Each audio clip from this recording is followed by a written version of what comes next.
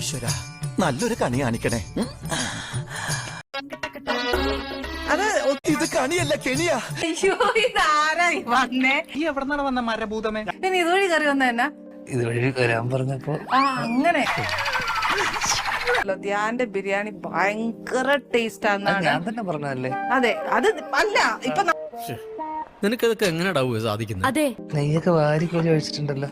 അല്ല ഞാൻ അത് കണ്ടപ്പോ വേണ്ടാട്ടോ, നീ ചായ അടിച്ചാ മതി, നീ എന്നെ അടിക്കാൻ നിക്കണ്ട. ഓക്കെ ഇതൊക്കെ മുഴുവനും കിട്ടല്ലേ. കിട്ടോ കേട്ടോ.